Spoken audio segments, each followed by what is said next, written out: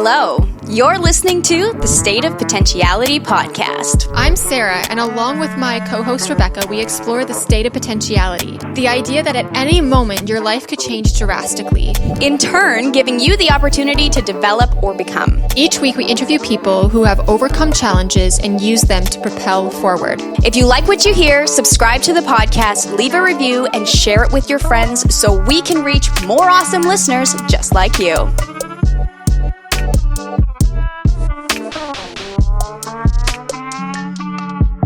Welcome to the State of Potentiality podcast. I am Rebecca here today with a new friend of mine, Mitch. Thank you so much for joining us today. Yeah. So let's just start with how I met you. I met you because your company was involved in a pretty sweet reno project. You helped a family that was, well, I'm going to let you tell the story because you tell it better than I do anyway. Okay, well, that was probably the second project I did, and it was still to this day, it's like by far one of the biggest, best ones, most rewarding ones that I've done. Yeah. But it was shortly after we created our Handy Bros Heroes initiative. And so with that initiative, we find a need every single month, and through Handy Bros, we sponsor that need and we meet that need. Mm-hmm. And so I forget how it came around. Well, Ryan Goulet's best friend actually approached us and said, I don't know if this is something Handy Bros Heroes can do, but, you know, Ryan has ALS, and him getting around the house is very difficult. Yeah. It's getting worse and worse, and is there anything you can do? So I went over and looked at it. I'm like, you know, this is something we can do. And after I met the family, like, there's no way I could say no. Yeah. Because my heart was just so moved. And I saw the kids, I saw Ryan's wife, and, you know, I had to do something because I knew I could do something. Yeah. And so when I saw everything, you know, it was right down our, sure there was some construction stuff, but I knew that I could pull together the resources to do it. And so we completely renoed his entire main floor, basically, mm-hmm. and made a ramp outside, repainted the entire main floor, added a bathroom upstairs so that he could easily access it. It was pretty incredible. We did it all in 7 days. Yeah, it was you're a little really nuts. tight time. It was literally one of those like home makeover shows. Yes, yeah. And yeah, all I can say is there was a lot of emotions that week from everybody. Seeing Chatham Kent like come together the way they did, all our suppliers, my team, my Handy Bros team, mm-hmm. and just friends of Ryan like came down from everywhere to help out, and it was pretty. Yeah, again, one of the most memorable moments I've ever had. Yeah, it's probably my favorite remote that I've ever done for the radio station. Like, just moved to tears because of not only what you guys did, but the gratefulness of the family and how you could tell they just felt like, why would somebody do this for me? And as mm-hmm. I got to know some of his friends as we're kind of sitting around and waiting for them to arrive, just hearing like how much Ryan has done for the community, it just seemed fitting that that now the community could come around him.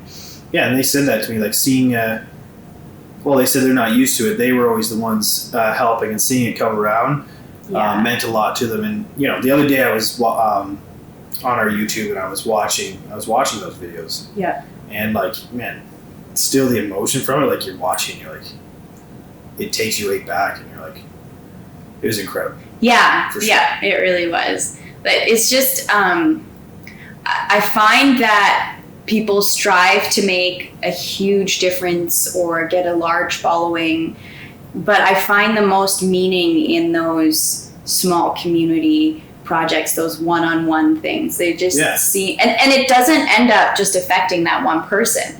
No. Right? No. It turned out way bigger than we ever thought it would. Like, you know, we didn't do it for, well, people always ask us, not always, but do you have to do things in front of the camera? And the answer is no, you don't. But because we did do it on camera, we didn't think it was going to be as big as it was, but it blew up.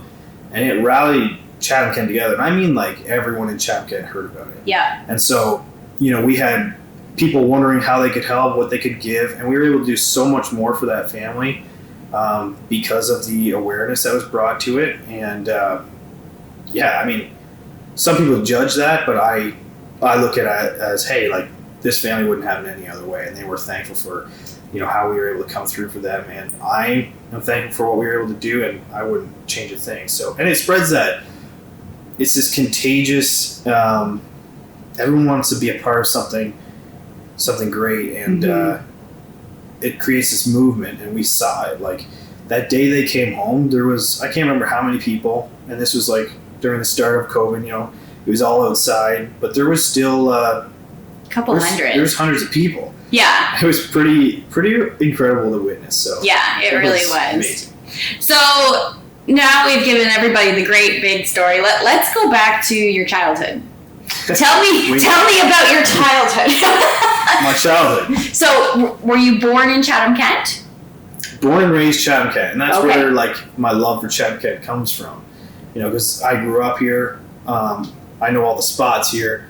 But I grew up in a family of, there's 8 of us, so 6 kids. Nice. So 4 boys, 2 girls. Nice. I'm one of 5, so I get it. And my parents, and then of course, actually I had my grandma who lived with us for quite a few years there because she had some Alzheimer's and couldn't live on her own. But, and my mom did daycare as well. Oh, okay. So in case there weren't enough kids around. So there was not only us, but there was extra kids after school. So I would say that, I was a people person because I was always surrounded by people. Mm-hmm. I don't mind the crowds. But my parents were, they raised us pretty strict. But hey, I didn't always agree with it growing up, but it led me to where I am today. So I'm very thankful for it. All I can say is that, we're a very close family. Everyone stayed around Chatham, and except for me when I went away for a little while. But we're all still around here. 4 of us, actually, 5. Us 4 brothers and my dad all still work together today. Wow. Yeah, which is pretty crazy. No kidding. Never thought I could work with my dad, but it's actually, that could be a challenge. Yeah, I mean, he's amazing. So, but it's just like, me and my brother shared a room since I was born till the time, I moved away for a bit, but even when I came back till I was probably like 23, we shared a room. So we were all very close. Nick and I shared everything. So, and that's the reason why him and I own the business together today. It's just because we've worked together for this long, it just kind of comes naturally that way. Yeah. So, did you go to school here? Which school did you go to? So, McNaughton for elementary, and then CKSS for secondary. And I loved it. I loved Chatham, Kent, growing up here. School-wise, wasn't in love with school. Yeah. Because I didn't care all that much. Looking back now, I wish I would have. But hey, I mean, I have no complaints. So what did you care about? Back then? Yeah. If you say girls, I'm going to shoot you. No, I mean, we grew up on a big property with a lot of land. So, most of my time, when I was younger, growing up, was, all outdoor stuff. Yeah. Building forts, chopping down trees, catching frogs, all that stuff, right? And then growing up, I had my first job when I was 12. Doing what? I worked at Ruby's Engraving. Okay. Which is kind of a funny story because she thought I was my older brother when she hired me. she didn't realize I was only 12. So, but she kept me on, and I worked from, when I was 12, 13, all the way through till I graduated. Okay. High school. And so, I was working multiple nights per week. I didn't really have much time for a lot of the other stuff. Yeah. I basically worked out a lot, and I worked a lot. Well, there you go. Yeah. And then at some point you did a co-op with a company that does what you do now. Yeah. So did you enjoy that, or was that more just another way to get out of class? Good question.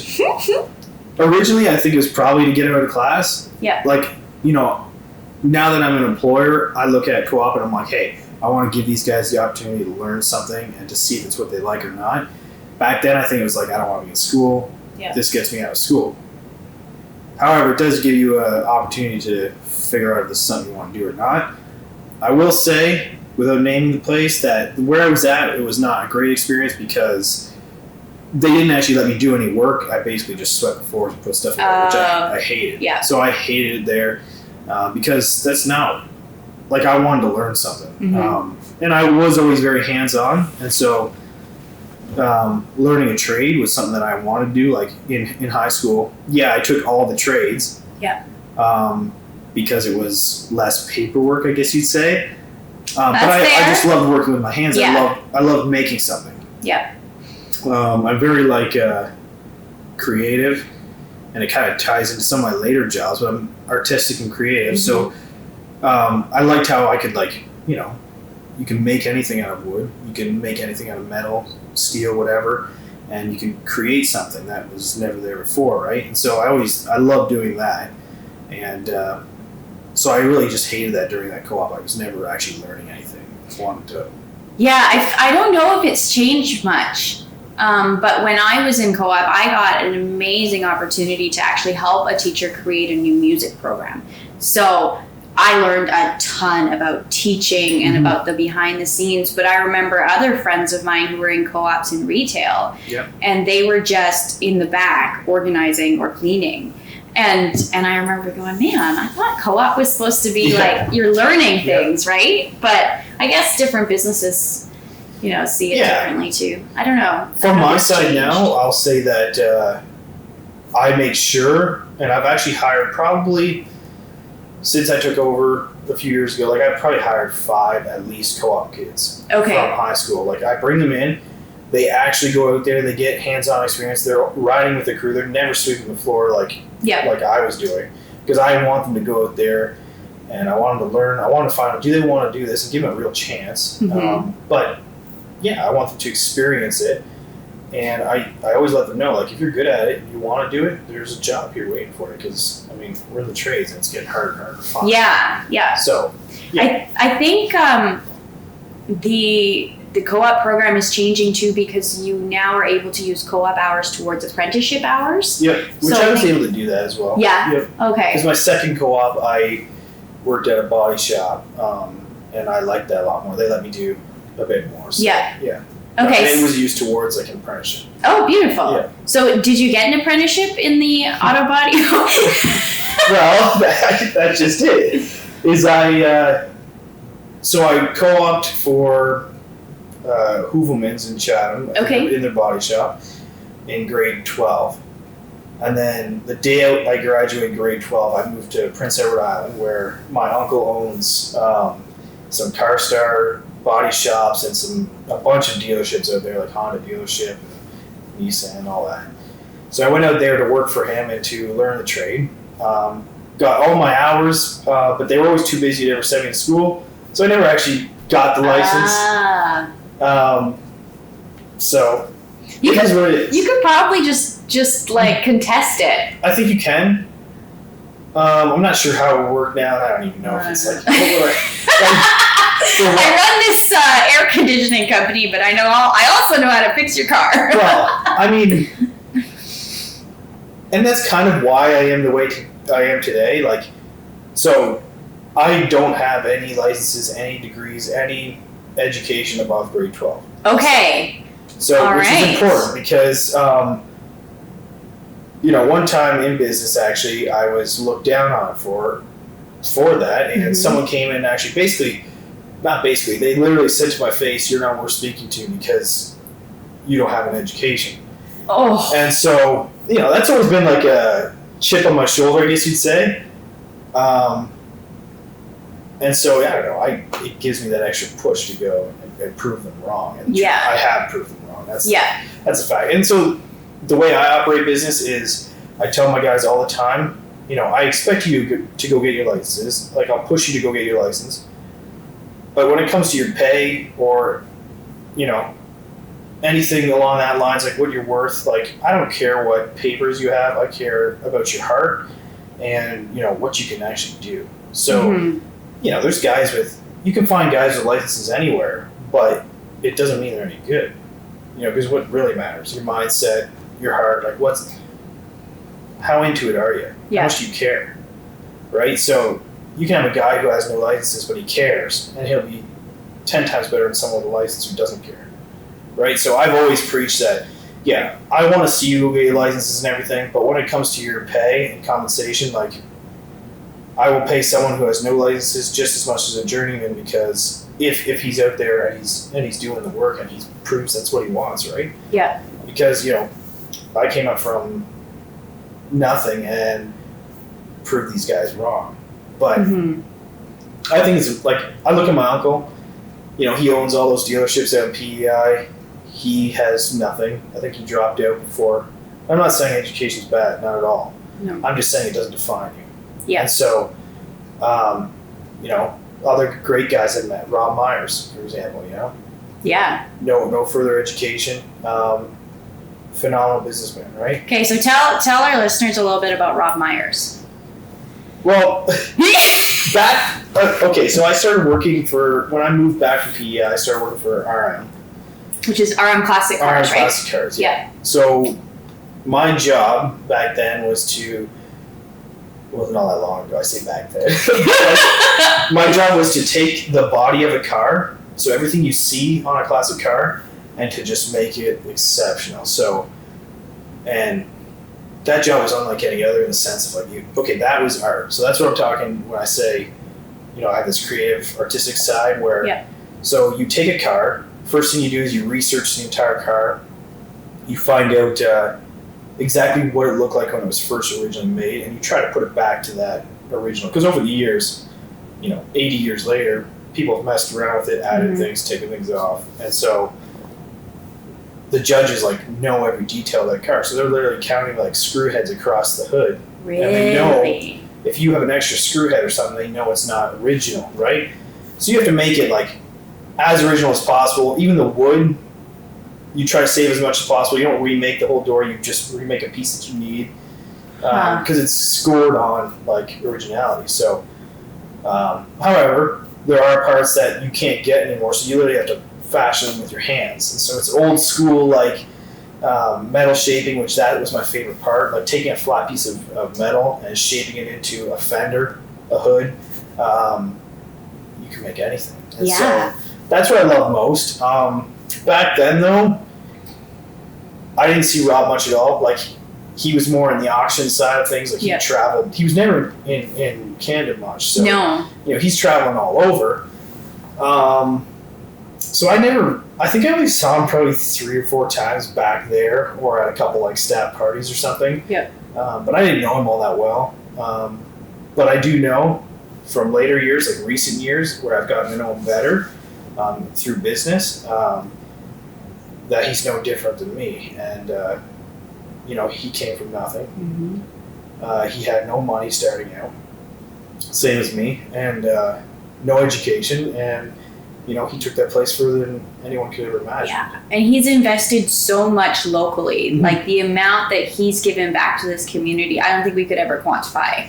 No, I mean, even in most recent news, him being a part of the mall and Navistar,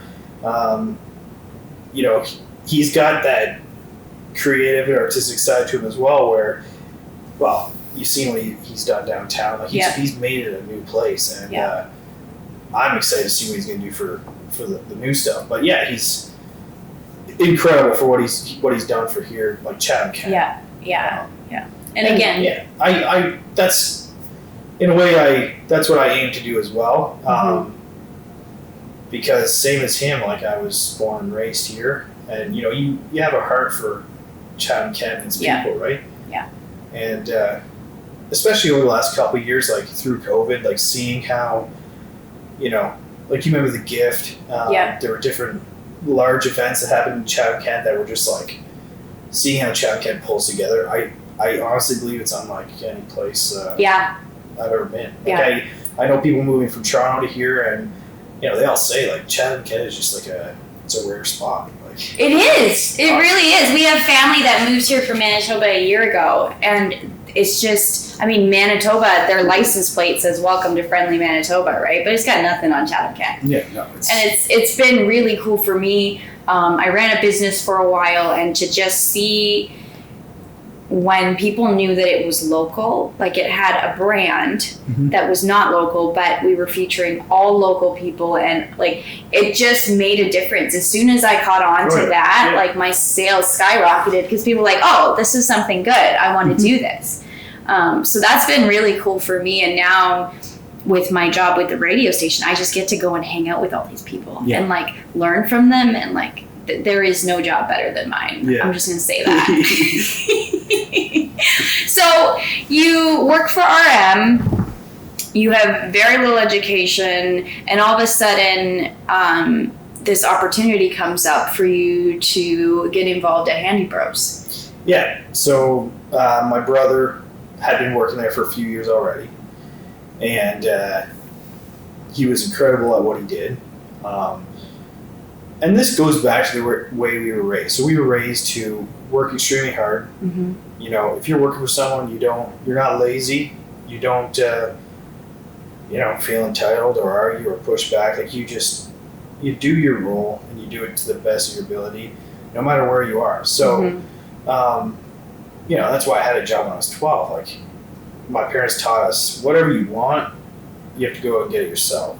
Okay. So, and when I was a kid, like all the clothes I had, even down to like my brother to get braces, everything was paid for by us kids, so we had to work for it ourselves. Okay. Clothing and everything. Don't get me wrong, like when you have that many kids, it's expensive. Yeah. They obviously, didn't charge for food or anything, but at the same time, like any clothing, any extras you wanted, even braces themselves were like $4,000, so you had to pay for that yourself. Yeah. And so it taught us a valuable lesson that, whatever you want in this life, you have to go and get it. And so that's how Nick worked, and that's how we all work, in the sense of he was working away for Harold and Lawrence owned Handy Bros at that time. And he was just diligently working away, going above and beyond. And to be honest, he outshined, for being only a few years in the trade, he outshined a lot of people there, right? And so obviously Harold took notice of that, and we were raised with pretty good morals and values as well, and Harold saw that, and just in Nick's integrity and the way he carried himself, dealt with customers. He knew he could trust him, and so over time, basically Harold was watching him, and the opportunity presented itself. More or less, Harold wanted out, or wanted a retirement plan at least, and had gotten offers from larger companies, like maybe like a Reliance or other large companies like that. But he didn't want, a company to come in and fire everyone, or to change the way things were done, and do a disservice to the customers that had been loyal to Handy Bros for so many years. He wanted to make sure that whoever he passed it on to would have the same morals and values as him, in a sense, and operate with integrity and honesty. And so I remember it was one day late, Nick was working away, and more or less Harold offered him the business, right? Yeah. And obviously you had to pay for that. We had to pay for it, but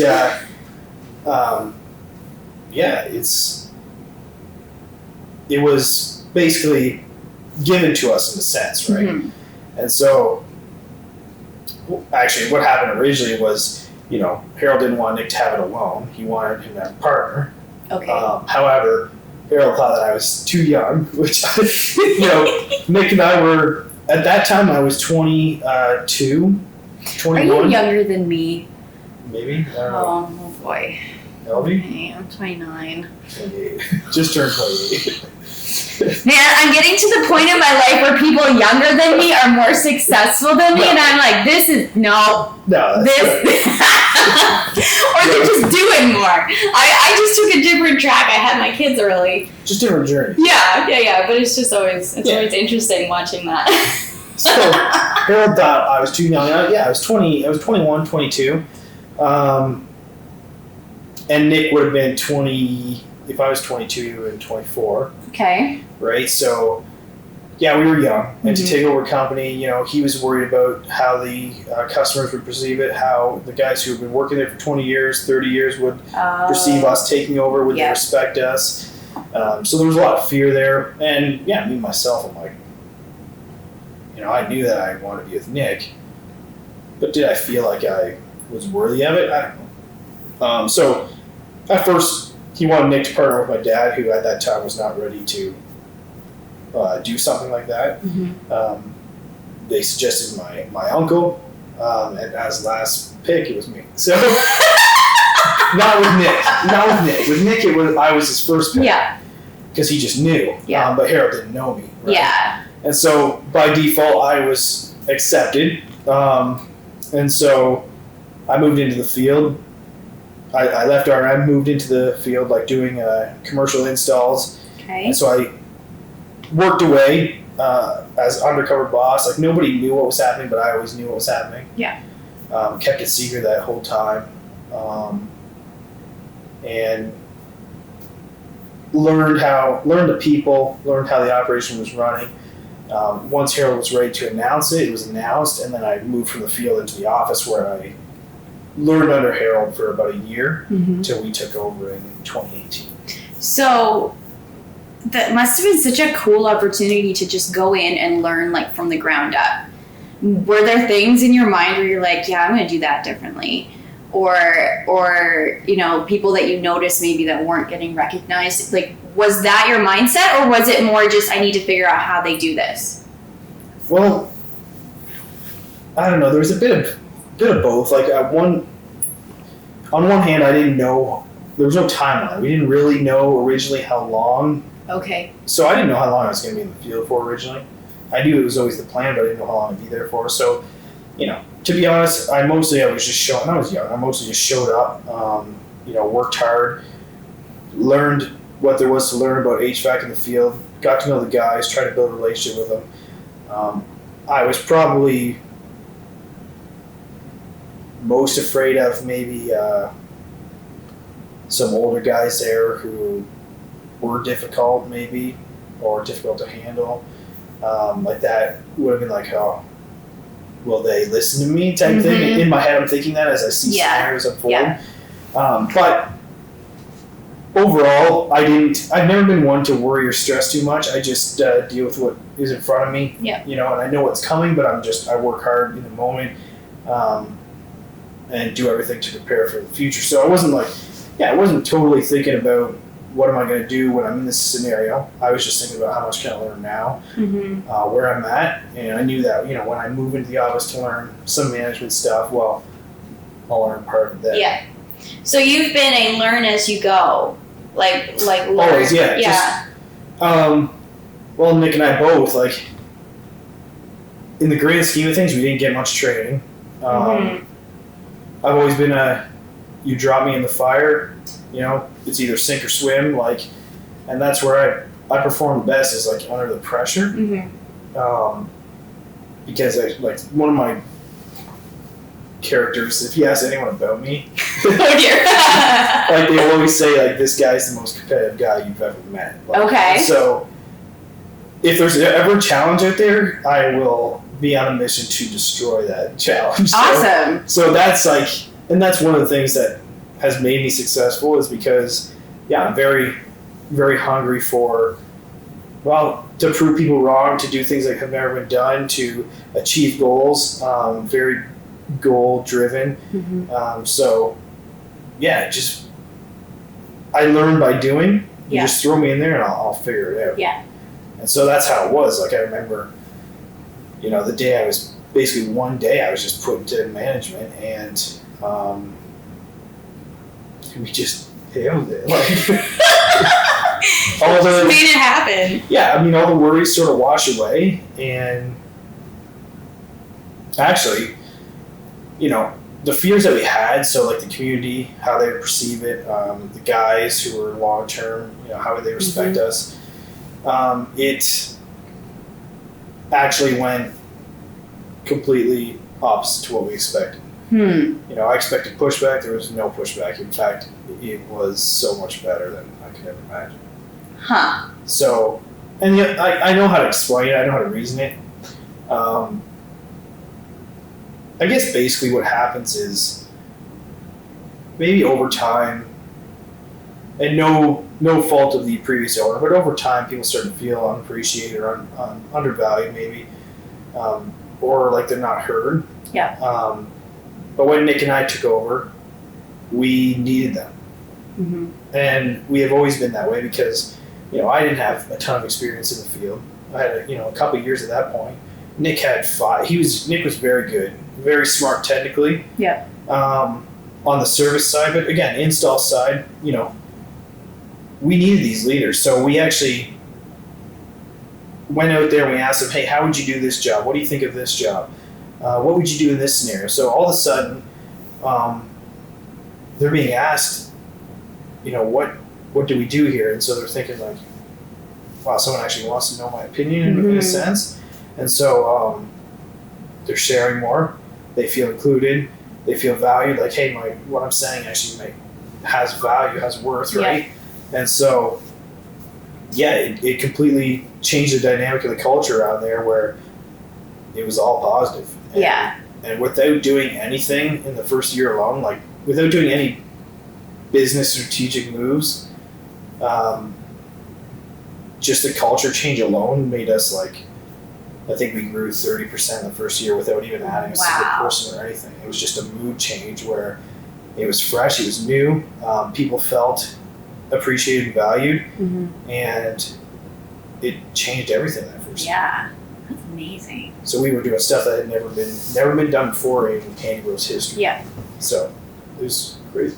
It never ceases to amaze me how much more you can, this is going to sound weird, but how much more you can get out of a person when they feel valued, when they feel like they're part of a team.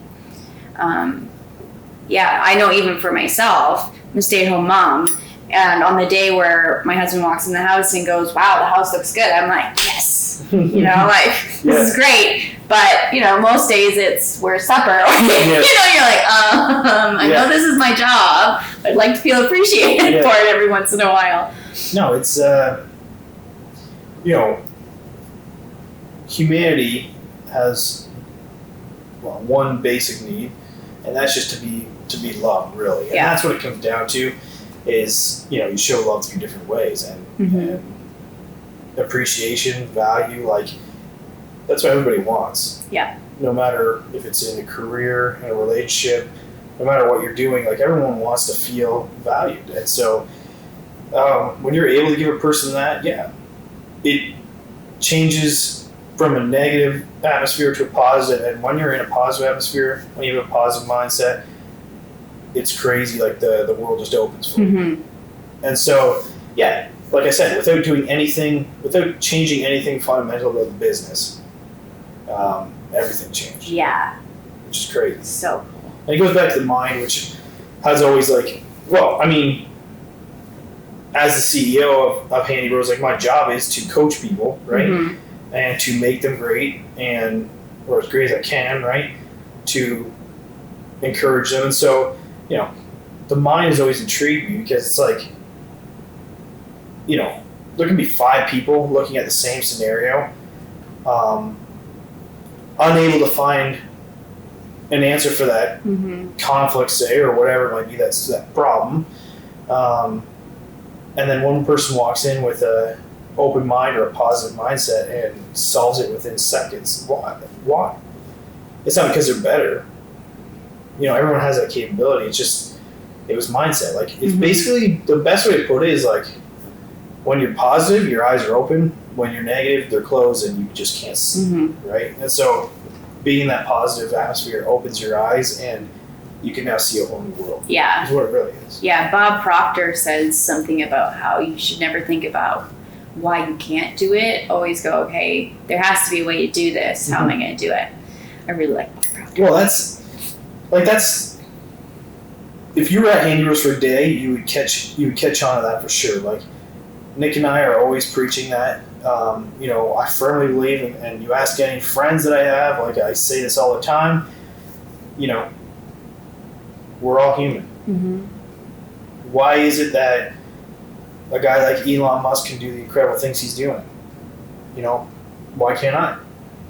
And the truth is, you can. They're landing people on the moon as we speak or whatever. They're out in the universe, whatever. And, sometimes our little problems seem like whatever.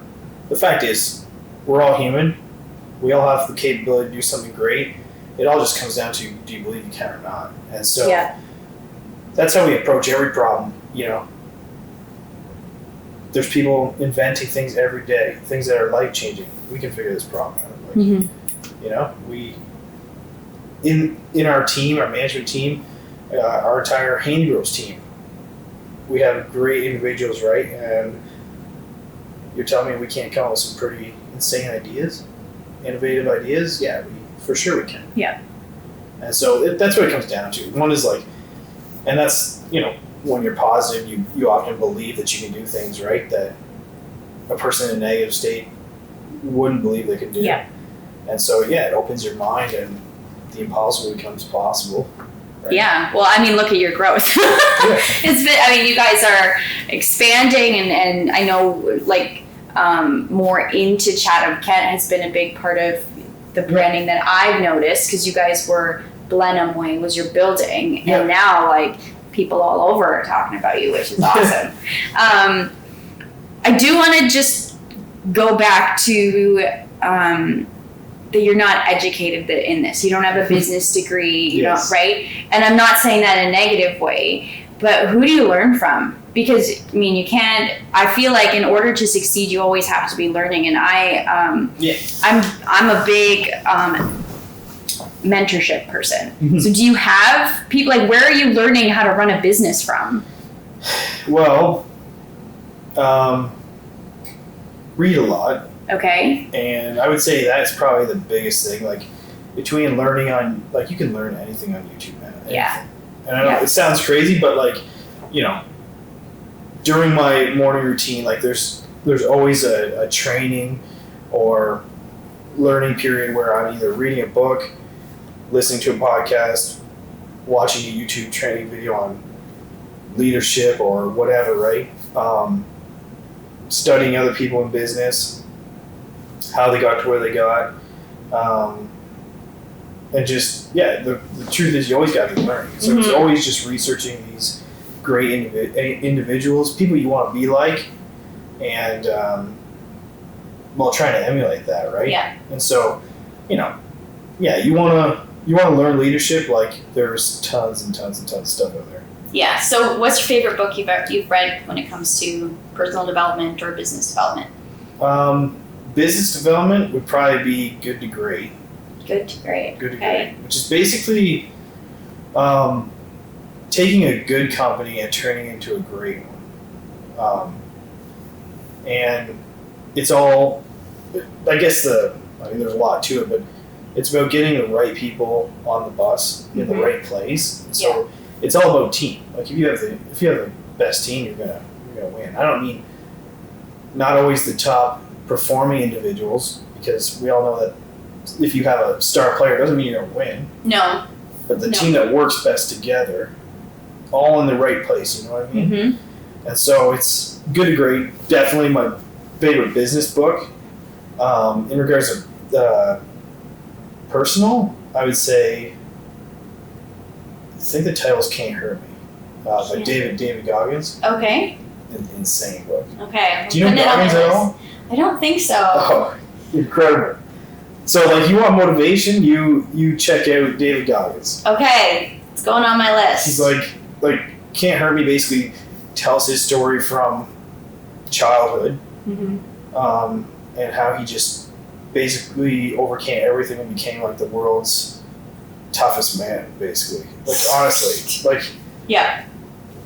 broke the world record for chin-ups in 24 hours. I'm talking I think it was 4,600 chin-ups or something. I can't even do one chin-up. So many chin-ups, the skin peeled off his hand. And he failed the first time. I think he failed the second time, and the third time he finally got it. So I'm talking 3 times where his hands he went through SEAL training for the Navy SEALs, same thing. And so, I'm big on like motivation and pushing through, working hard.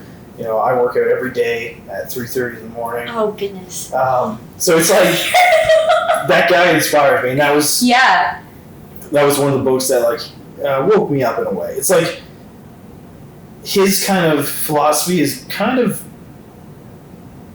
you got to get hard on yourself in a way. Mm-hmm. And I know like people around, you hear so much about loving yourself and all this stuff, which is, yes, you got to see the value and worth in yourself.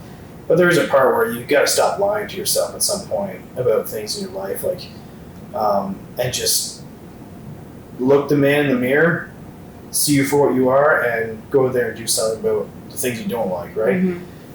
It's kind of like Extreme Ownership is another great book, but it's like taking ownership for everything that happens in your life. You know, it's your fault. Like,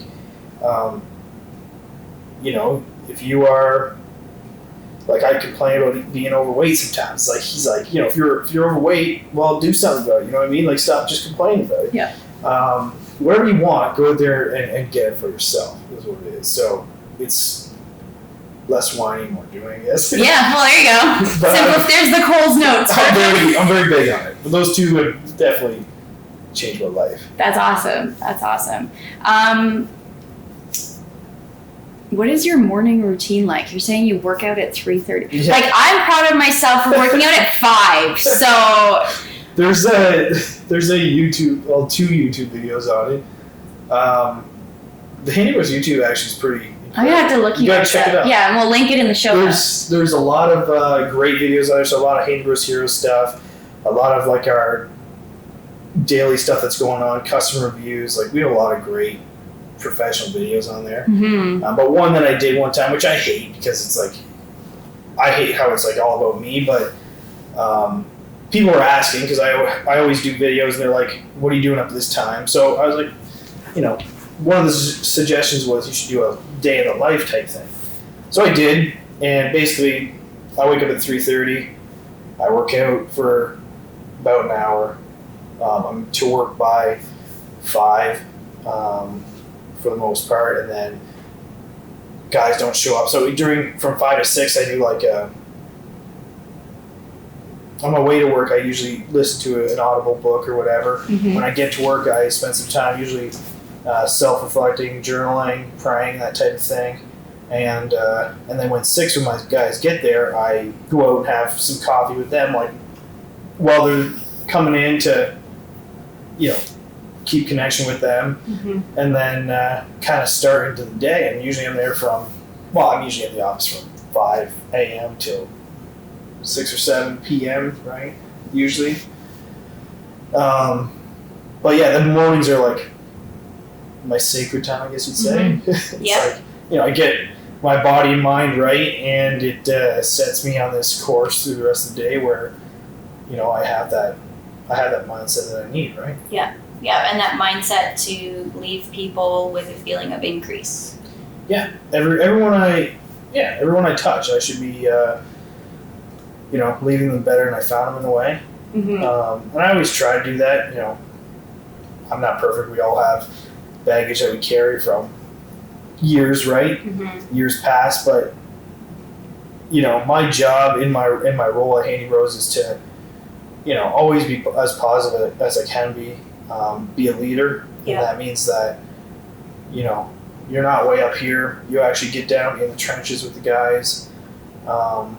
You show them that it's like this servant leadership is what it is. Yes, yeah. I went to Bible college, and that was like their theme was servant leadership, because the best leader makes himself replaceable. Mm-hmm.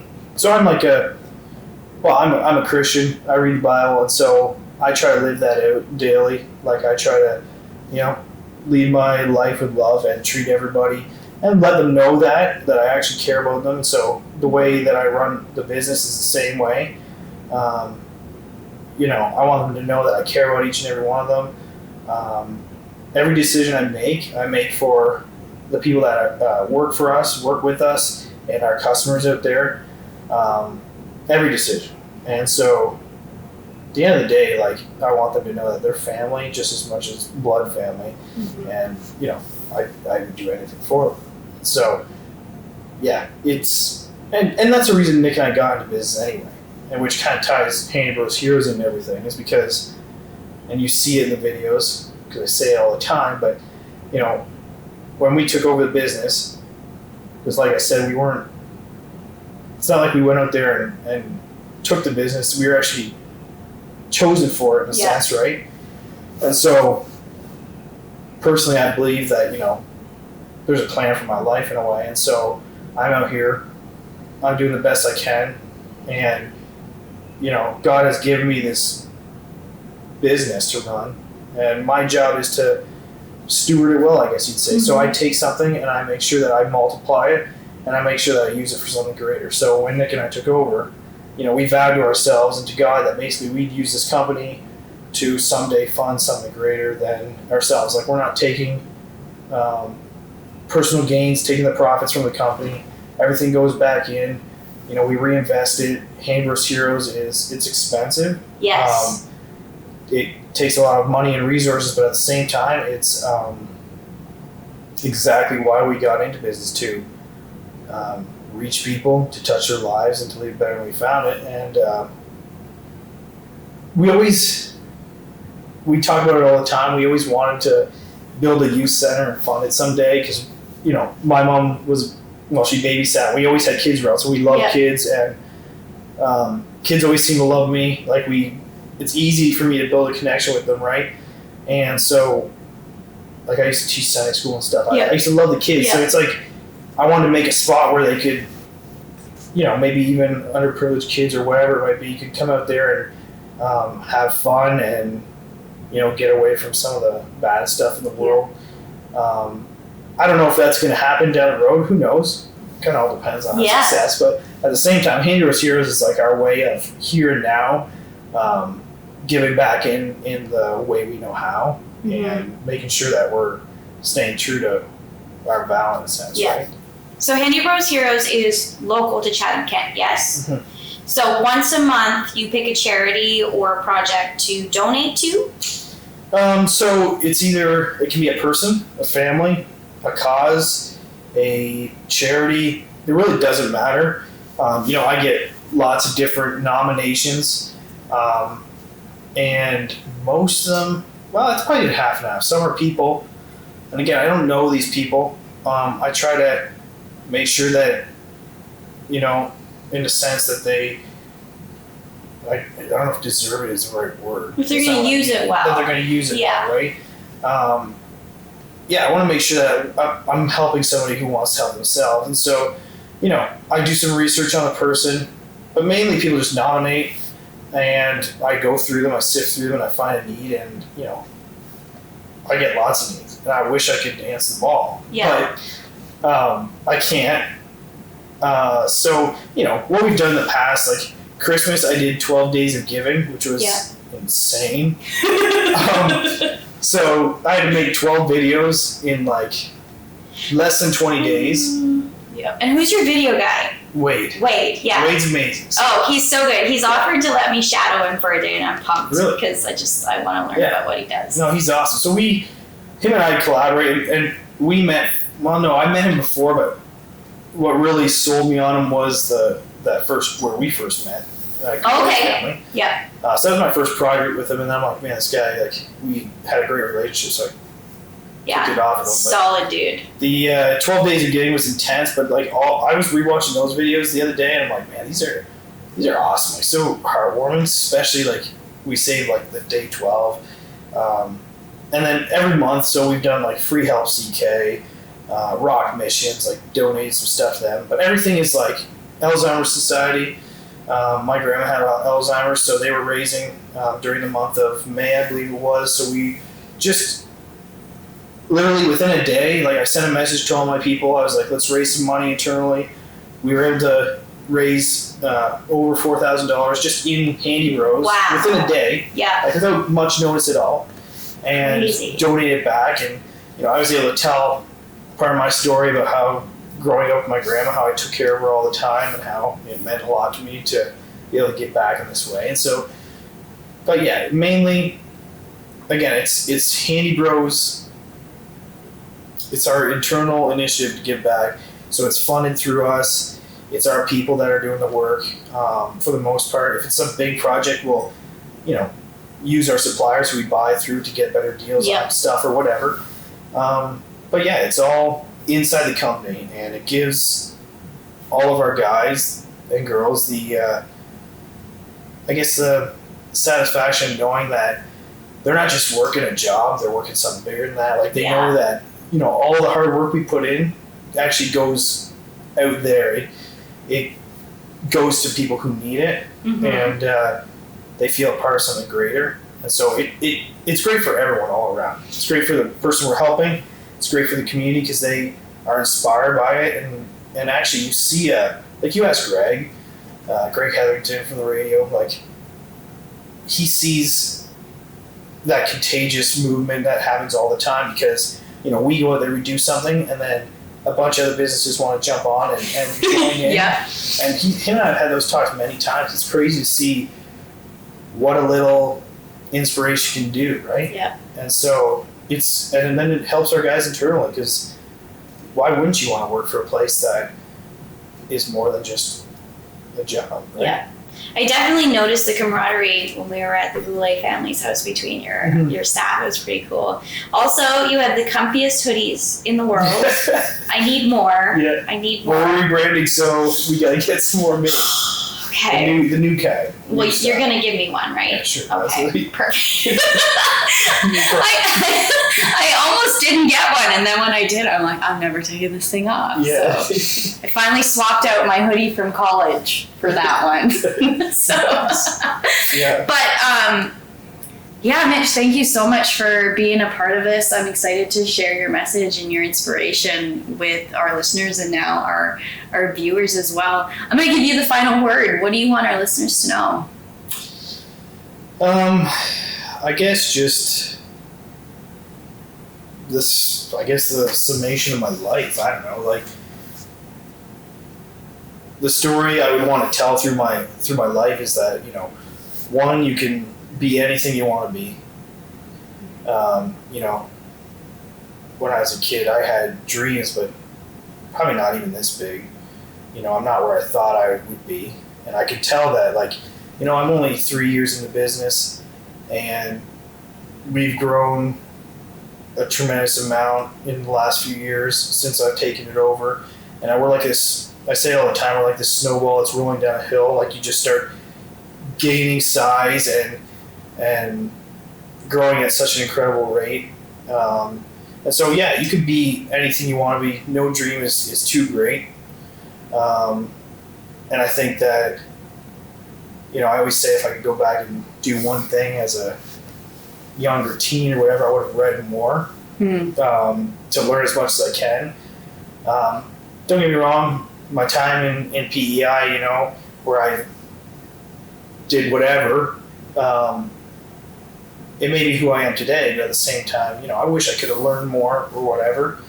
But the goal is, the moral of the story is that, you can be anything you want to be. There should be no limits on it. We're all human. We're all on the same playing field. So if Jeff Bezos or Elon Musk can do it, well, I can do it too. And it all just starts with a dream. And you got to believe that you can do it. And I think that's what's so attractive about our place is that we always preach for anyone who ever joins us. We're always preaching that whatever you want to be here, you can be. Sky's the limit. If you outgrow this place, we'll push you on further, whatever. But the fact is, we're going places. We always preach we're going to the moon. We say it all the time. And yeah, I always say too that obviously my faith plays a big part in all this, and I truly believe that God's got a plan for my life, and that if I'm faithful to Him and I'm wanting to do to use what He's given me for greater things, well, then I'm going to be blessed by it, and I can see that in my life already. So everything just fell into place in my life. When I look back and I trace my steps through my life, I could just see how things fell into place right when they should have. And so in the end, and I say this to my guys too, yeah, we work really hard, but ultimately we kind of owe it all to God because we wouldn't be here without Him. So that's the moral of my story really is that just dream big, work extremely hard, believe you can achieve it, and it's there for you, right? Exactly. All right, my friends, thank you so much for listening to the State of Potentiality podcast. Mitch, thank you so much for joining us today. Thanks for having me.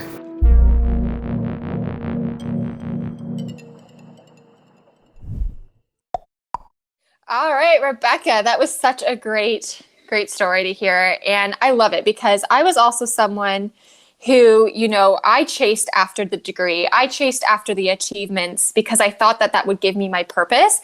And I always love listening to someone who is going after their goals and not necessarily trying to fit into the standards that our culture dictates to us. So the fact that Mitch had people say, oh, you're not educated enough, or even him having those feelings, but yet he still moved forward.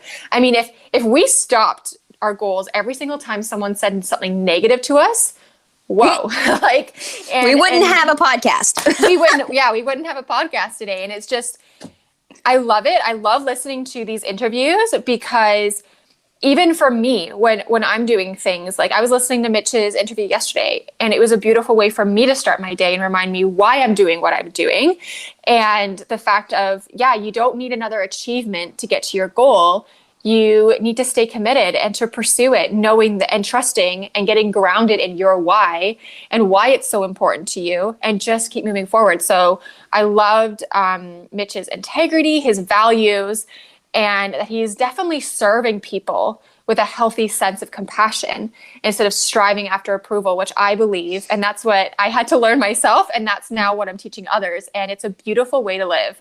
It takes off the pressure, and just so many good life examples in this podcast, Rebecca, that so many of us can apply to whatever we're doing right now. Exactly. And then there's the other thing. We're not telling people that you need to be like Mitch and wake up at 3 or 4 a.m. whenever it is that he's waking up. We're asking people to just take a look at your life and say, like, what are the things that are important to me, and how can I focus on those? There is no way that I, as a mom of 3 kids, am waking up at 3 a.m. to read or work out or any of those things. But there are things I can do in my day to help me stay focused and keep working towards my goals. So an example for me would be, I have goals in my homeschooling, right? And so I make sure that I spend time on the days that we homeschool to make sure that everything we're doing is aligning with that. And that can look like 15 minutes, or it can look like Mitch and you can be up before the sun and working out. But there's definitely a spectrum. And I think we can easily get caught up in what successful looks like, right? And Mitch talks about this too. He graduated high school. He doesn't have any college education, and he's successful. My dad has a grade 6 education. My mom has a grade 3 education, and they run a super successful business, and they touch everyone they meet, right? So I think we need to start questioning society's definition of success. Well, and the thing is too, Rebecca, is that we say all these things, what is success? What is failure? But I could be saying, success means something like this, whereas you can look at success and have a different definition. So just because we've been told that this is what success looks like, it doesn't mean that that's what we have to believe. We can redefine what success looks like, and it's allowed to look different for you than it does for me. And I love how you said, okay, I want to be focused. There's a difference between being focused and coming from like a forced energy. Like I want to, and I encourage you guys to live your life committed to the process, committed to your goals, but not forcing anything to happen, because along the way of this beautiful journey, unexpected things are going to happen. Things are not going to look like how you first intended them to look like, but you're still going to, like, your goals are still worth pursuing. It's just, what are the reasons why? Are you trying to prove your worth? Or are you trying to go after what makes your heart sing, or what fuels your passion inside of you? It's 2 very different things. When I was living my life trying to strive after what other people wanted from me, I never once asked myself the question, what do I actually want my life to look like? What is my values? what are my goals? And when I did that, guess what? I opened my mind up to a completely different way of looking even at life, at myself. And that's what's so key here. For sure. And I love that. I did a course called Thinking into Results, and they talked about different levels of goals. And so I'm just going to pull it back to the stage of life that I'm in. For myself, one of the goals that I have is to have a home of order. I also have income goals that I want to make. I have, the dream job. There's all these things that I want to do, and they start with something as simple as what I want my home to be. And I think that is so key, to not feel like you have to accomplish this massive thing that everyone's going to see. And like you said, I think it's important to go, okay, what do I enjoy? What do I want to do? When I am doing this, I am the most content. Because for me, when I look at my life and my definition of success, it's not a place, it's not an income, it's a feeling. What I want to do with my life is inspire and encourage people and lift them up to be who they are meant to be. So if that is me teaching my kids and spending one-on-one time with my kids, or that's me speaking in front of a crowd of 10,000 people, it doesn't matter. Because it's what I believe it's what I know I'm good at and what I want to do. So it's not a number, it's a feeling for me. And it might be different for people, but that really is at the core of who I am and who I want to be. And it's been really interesting listening to people. Like, we've had some stay-at-home moms on the podcast. We've had people like Mitch, who were hugely successful entrepreneurs, and they're touching people in their lives, but everybody is, right? So it doesn't matter where you're at in your life, you have the power to touch people and influence people. And I think when you're doing that well, that's success for me. And I love how you say it's a feeling, because even when I look at a home, like for me, Rebecca, part of my story is, I did, 7 years of schooling, but I also traveled in there, and I have zero regrets. I love looking back. I had so many good experiences, so many learned experiences that have brought me to where I am today. But I was also running away and proving my worth. And those are the two kinds of things our culture teaches us: either prove it or escape it. And guess what? I was living in both. And so I've been in the same city for the last 2.5 years, which is huge for me. Whoop, whoop. And so even when you ask yourself, okay, what does a home look like? To me, yes, I want the apartment and the place I'm living in to be my safe haven, but it is just a place. My home is wherever I'm at, because I'm safe within me. And so even just changing the definition of what does a home look like, I was someone who was also like, I dropped out of university when I was 17 because I was so homesick, because I didn't know how to be safe on my own. I mean, 17 is really hard. You're leaving home. There's some attachments there, but it's really taught me that too, is okay, what does even a home look like? Is it a box that you pay money to? And I mean, a home is a great investment, but even take that away. If you lost your home today, if you lost your job today, none of your worth is depleted. Your worth does not change based on what you have or don't have. And I know a lot of people lost their dream jobs during COVID, or they were financially stressed out during COVID. But none of those things change your worth or your purpose. And that's why I will always, always empower people to come into the perspective that your purpose is who you are, and you bring it into what you do, not the other way around. And that really grounds me, because your worth is who you are, not what you can prove. Yeah, absolutely. I feel like we're taking our listeners on a bit of a roller coaster today, because we're telling you to question things. And I think that's a good thing to do, because we've all grown up with different definitions. And I think it's important for us to go, okay, this is what success is. It might be what you were raised with. It might not be. It might be a feeling. It might be the car that you've always wanted. It could be any number of things. But I think it's really important to take the time and think, am I doing this for me and what I think that I need to be doing with my life? Or am I doing it, like you said, because I'm afraid if I don't, then something bad will happen. Or if I don't, then people won't like me. Right? So a lot of what we say on the podcast we're giving you guys inspiration, and you as our listeners, you get to do the work.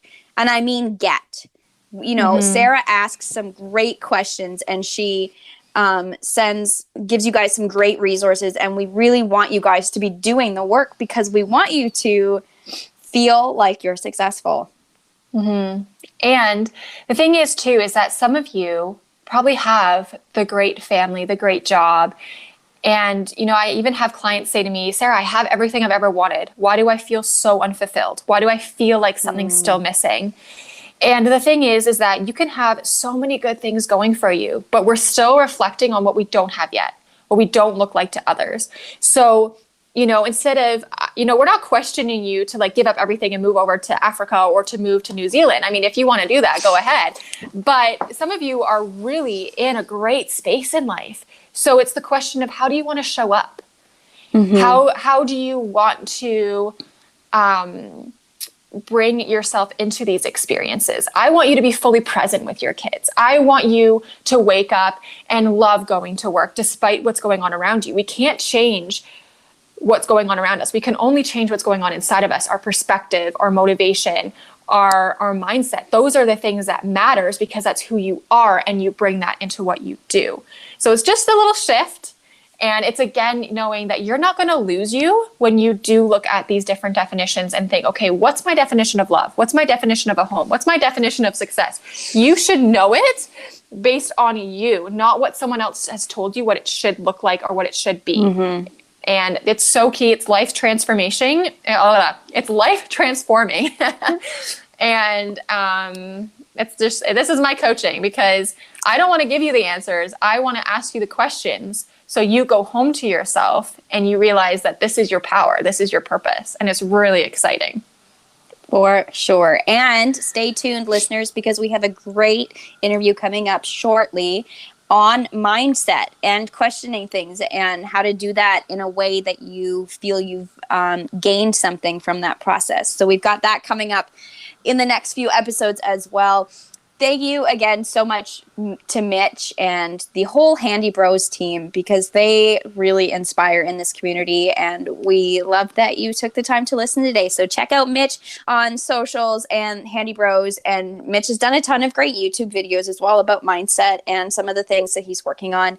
They do so much good in this community locally and definitely deserve all the promotion that they get. So thank you, Mitch. Thanks again, Sarah. I love that even though we live in different cities, we can just make this happen. And thank you to our listeners as well. Without you, we couldn't do what we do. So if you like this episode, hit the share button, send it to 3 friends, and make their day as well. You just listened to the State of Potentiality podcast. You can find all the resources we discussed in the show notes, as well as our social media links and more. If this episode resonated with you, subscribe to the podcast, leave a review, and share with your friends. Tune in next time as we continue to explore the state of potentiality. It is what it is. It is what it is. What will you do with it?